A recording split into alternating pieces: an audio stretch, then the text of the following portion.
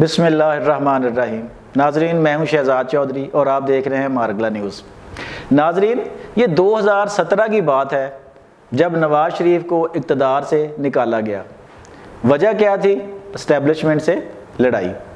2022 میں عمران خان کو نکال دیا گیا، خواہ تحریک عدم اعتماد کے باعث، لیکن وجہ کیا تھی؟ اسٹیبلشمنٹ کی ناراضگی۔ ناظرین، آج نواز شریف اور عمران خان، یہ دونوں بڑی جماعتیں جو ہیں، یہ کسی نہ کسی طرح جو ہے وہ سیاسی تگ و دو میں لگی ہوئی ہیں کہ ان کو آئندہ انتخابات میں دوبارہ سے کوئی موقع مل جائے۔ نواز شریف کے لیے آج وہی سہولت کاری کی جا رہی ہے جیسا کہ 2018 میں عمران خان اور پی ٹی آئی کو برسر اقتدار لانے کے لیے کی جا رہی تھی۔ ناظرین، یہی وجہ ہے کہ پیپلز پارٹی جو ہے وہ نون لیگ کے خلاف ہے کہ اس کو موقع مساوی نہیں دیے جا رہے۔ انہوں نے بلاول بھٹو زرداری نے نون لیگ کو کہا کہ نون لیگ ہمارے ساتھ زیادتی کر رہی ہے۔ ناظرین، وہ پنجابی دا ایک محاورہ ہے نا کہ کہنا تی نو تے سنانا نو نو۔ بیسکلی پیپلز پارٹی جو ہے وہ اعتراض اٹھا رہی ہے یا وہ گلہ شکوہ اسٹیبلشمنٹ سے کر رہی ہے کہ اسٹیبلشمنٹ نے نواز شریف پر دوبارہ سے ہاتھ کیوں رکھ دیا ہے، ہمارا موقع جو ہے وہ نہیں بن رہا۔ تو ناظرین دیکھیں، آپ تھوڑا سا اگر ماضی کا جائزہ لیں تو جب نواز شریف کو نکالا گیا تھا عدالت کے ذریعے اور پھر 2018 کا الیکشن نواز شریف کو مائنس کر کے ہوا، اسی طرح اب 2023 کے جو عام انتخابات ہیں اس میں عمران خان کو مائنس کرنے کے لیے گراؤنڈ تیار کی جا رہی ہے کہ انتخابات جو ہیں وہ عمران خان کے بغیر ہو جائیں۔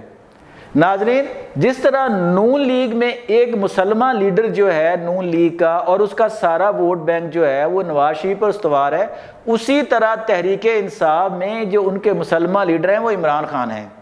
آپ ان پر جو مرضی الزامات لگا دیں، 9 مئی کے بعد کے واقعات پہ ان کو بند کر دیں، ان کو سزائیں دے دیں، نااہل قرار دے دیں، لیکن آپ اس کو پاکستانی سیاست سے جدا نہیں کر سکتے،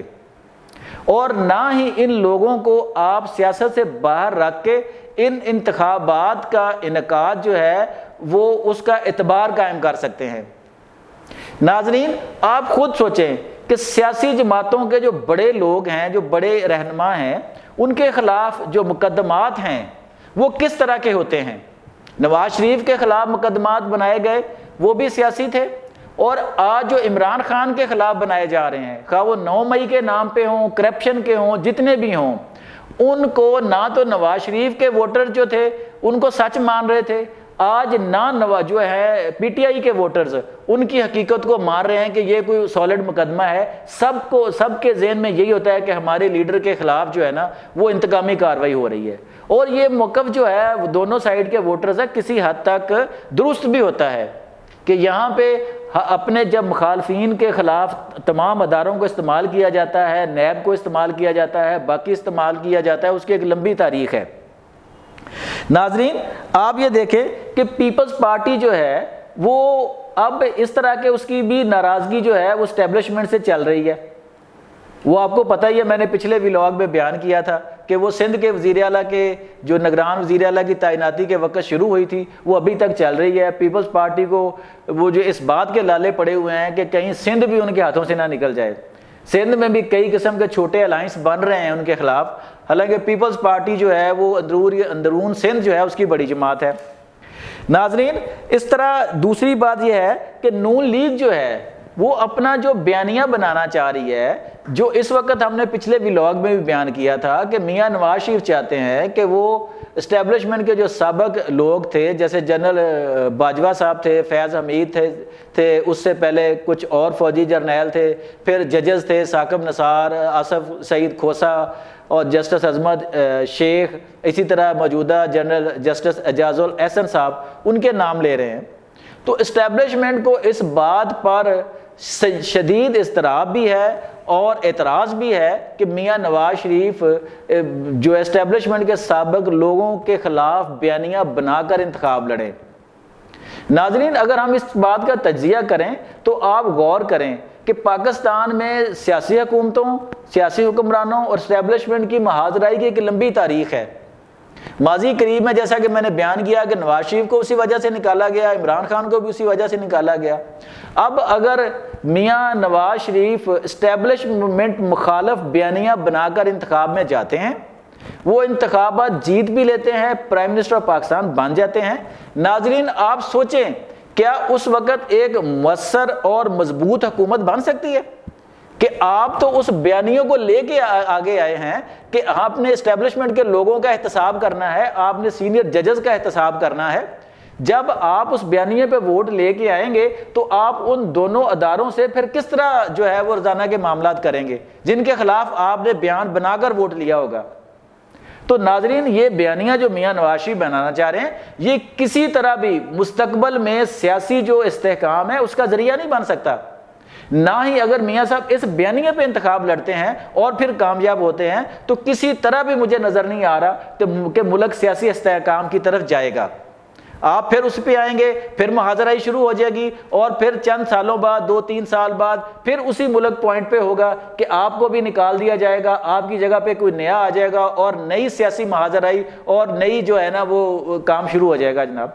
ملک کو اس وقت نہ اس طرح کے بیانیے کی ضرورت ہے، نہ اس طرح کی ادارہ جاتی سطح پر محاذرائی کی ضرورت ہے، اور نہ ہی ملک اس کا متحمل ہو سکتا ہے۔ ملک میں جس لیول کی مہنگائی ہے، جس لیول کی گراوٹ ہے، جس لیول کی لوگوں کو پریشانیاں ہیں، کیا ہمارا سیاسی نظام اس کا مداوع کرتا ہوا نظر آ رہا ہے؟ ناظرین کہیں بھی نظر نہیں آ رہا۔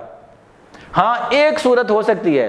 کہ اگر ہماری موجودہ انتخابی جماعتیں جو بڑے کھلاڑی ہیں، چند ایک فریق جو ہیں، اور اسٹیبلشمنٹ ان کو یکساں موقع دے، وہ اپنی کارکردگی کی بنیاد پر الیکشن میں جائیں،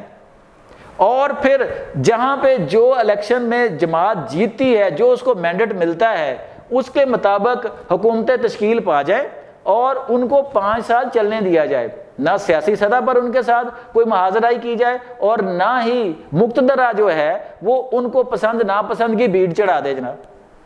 ملک کسی قسم کی جو ہے محاذرائی کا متحمل نہیں ہو سکتا۔ اب ہمارے زمینی حقائق جو ہیں وہ ہماری اشرافیہ سے، ہماری اسٹیبلشمنٹ سے، ہماری سیاسی کلاس سے شاید ان کی نظروں سے بہت دور ہیں کہ اس وقت مہنگائی کی جو صورتحال ہے اس کو عوام کے لیے اس نے کس طرح جینا مشکل کر دیا ہے۔ ناظرین اس وقت سیاسی لڑائیاں جو ہیں وہ اپنے عروج پر پہنچی ہوئی ہیں، لیکن وہ کسی بھی خاص نتیجے پر پہنچتی نظر نہیں آ رہی کہ آئندہ آنے والے مستقبل میں وہ کوئی ٹھوس حکومت قائم کر سکے۔ ناظرین آپ نے آئندہ انتخابات کے وقت یہ ضرور سوچنا ہے ووٹ کا استعمال کرتے ہوئے کہ کون سی جماعت صرف بیانیے کو لے کر، ایک تشکیل کردہ بیانیے کو لے کر کہ ہمیں ٹرک کی بتی کے پیچھے لگانا چاہ رہی ہے، خواہ وہ مسلم لیگ نون ہو، خواہ وہ پیپلز پارٹی ہو، خواہ تحریک انصاف ہو۔ اور دوسری طرف ہم مقتدرہ سے بھی یہ اپیل کرتے ہیں کہ آپ اپنی پسند ناپسند کی جو ہے وہ اس کو پیچھے کر لیں، معاملات تمام کے تمام پاکستان کی عوام پر چھوڑ دیں۔ پاکستان کے عوام جو ہیں وہ خود احتساب کریں گے ان لوگوں کا اور ان کو ہی لے کر آئیں گے اقتدار کے ایوانوں میں جو اس کے حقدار ہیں، تاکہ اس ملک اور قوم کی تقدیر کو بدلا جا سکے اور استحکام کی سیڑھی پر چڑھا جا سکے۔ امید ہے کہ آپ کی آراء اور تجاویز جو ہے وہ اس پر ہمیں ضرور موصول ہوں گی۔ اپنا بہت خیال رکھیے گا۔ اللہ حافظ۔